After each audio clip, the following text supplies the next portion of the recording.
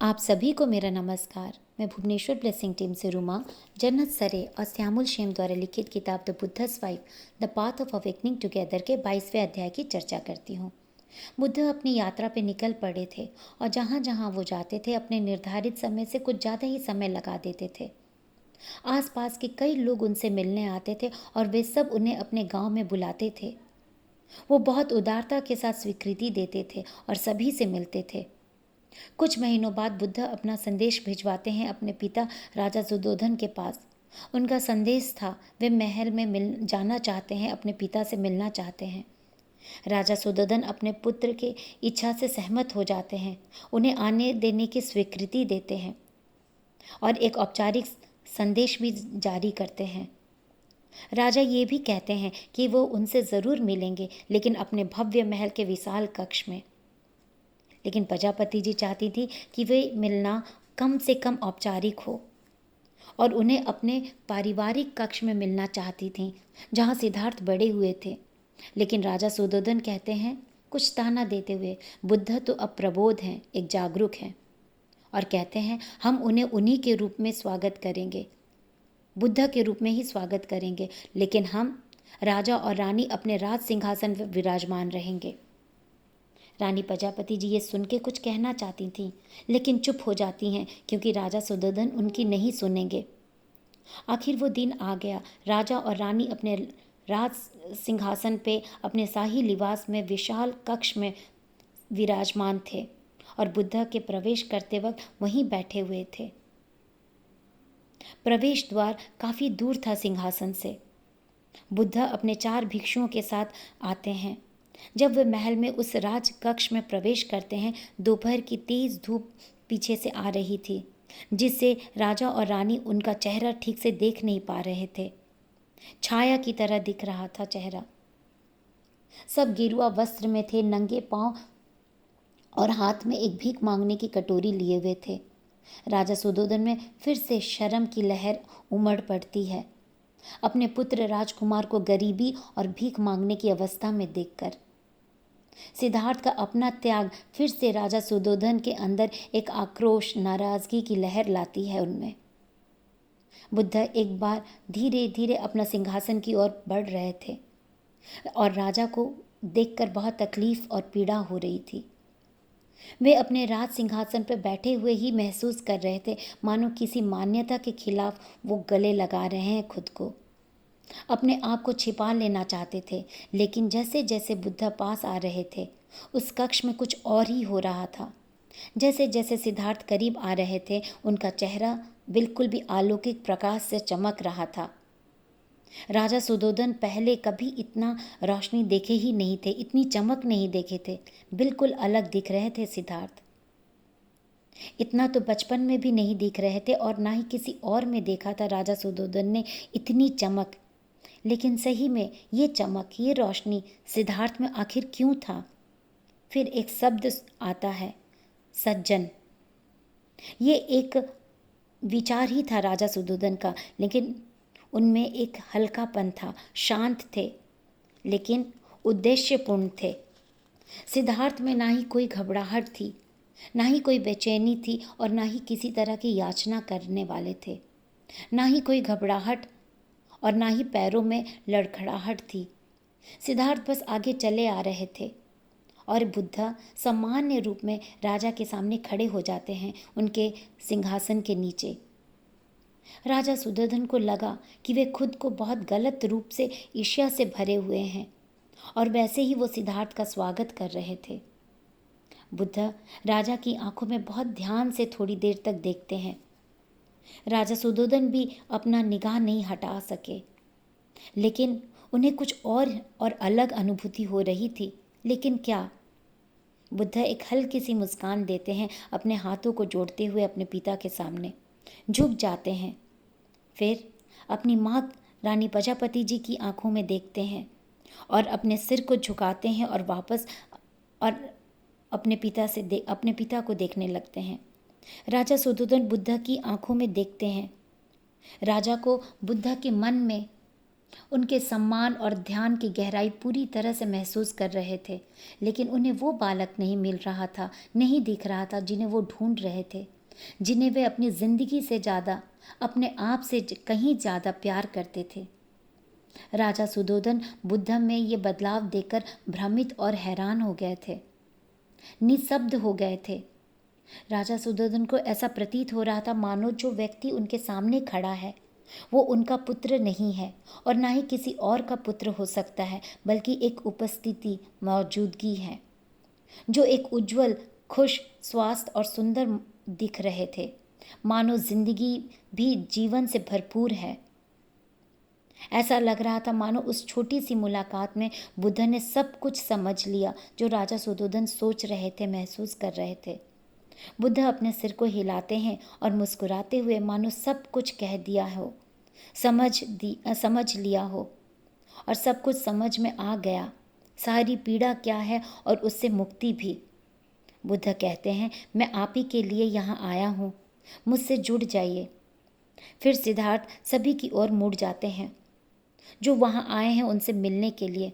उन सब के सामने पूरी आदर, सम्मान और भाव के साथ अपना आभार प्रकट करते हैं, वैसे ही जैसे अपने पिता राजा सुदोधन और अपनी माँ रानी प्रजापति जी के लिए किया था।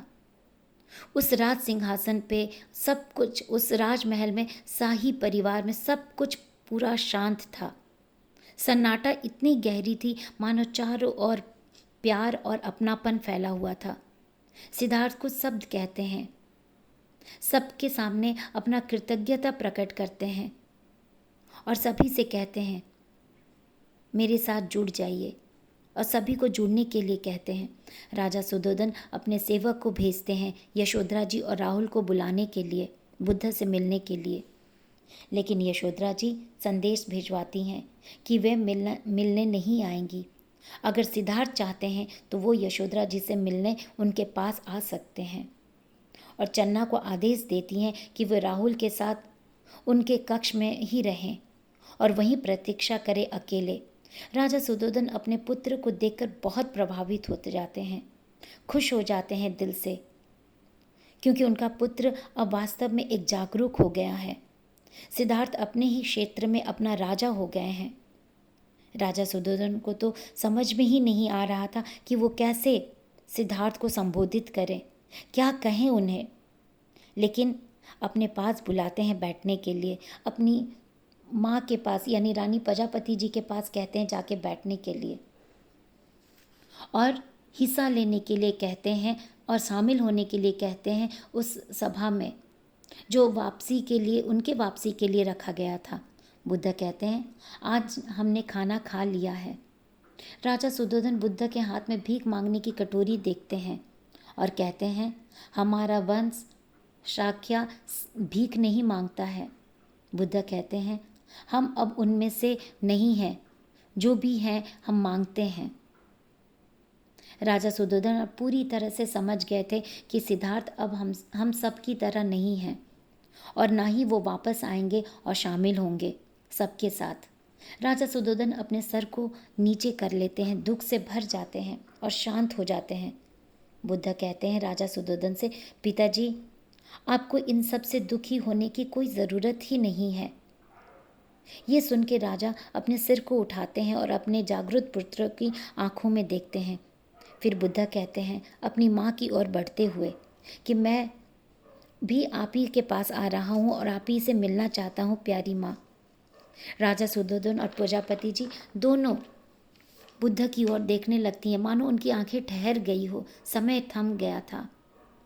रानी प्रजापति जी तड़प रही थी बुद्ध से मिलने के लिए, छूने के लिए, बुद्ध के हाथों को पकड़ने के लिए, उनको अपनी गोद में, अपनी बाहों में भरने के लिए, वैसे ही जैसे बचपन में वो किया करती थीं जब बुद्ध एक बालक और एक युवा थे, और उनको छूने के लिए वो अपना कदम आगे बढ़ाती हैं, लेकिन वे बुद्ध में एक तड़प, एक झिलमिलाहट भी देखती हैं और यहाँ तक कि उदासी भी थी।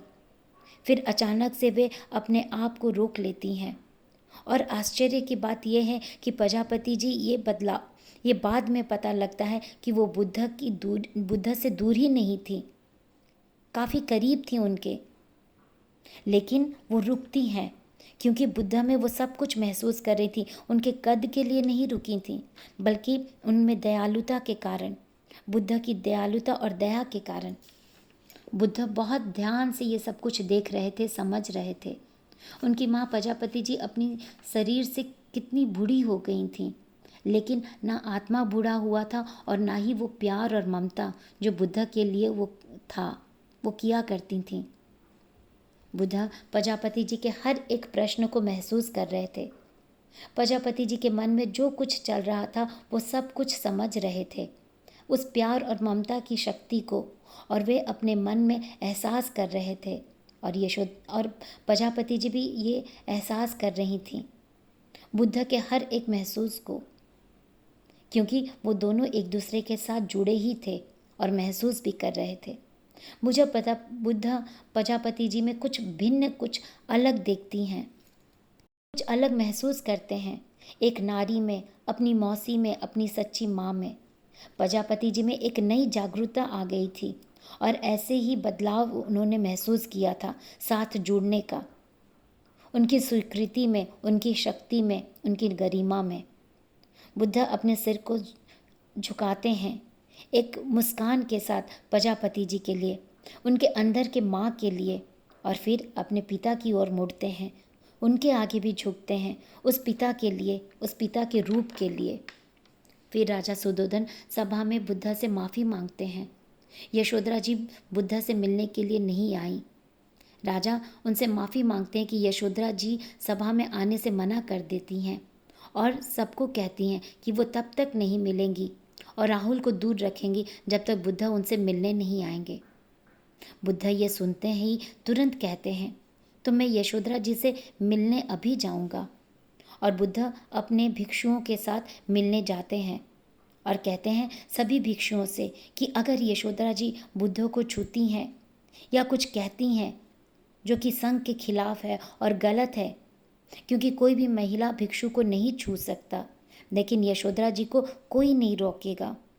बुद्ध को यशोधरा जी के हर उस दुख और पीड़ा का बहुत अच्छे से समझ था और पूरे सम्मान देते थे वो यशोधरा जी को, उस कष्ट का जो उन्होंने दूर राहुल और उनको दिया है, उन सब से दूर रह के जो दिया है, परिवार को जो कष्ट दिया है, जो परित्याग करने के बाद सबको पीड़ा हुई है, सबकी समझ थी बुद्ध को। और इस 22वें अध्याय का ये पहला भाग है। दूसरा भाग अगले ऑडियो में सुनेंगे। नमस्कार।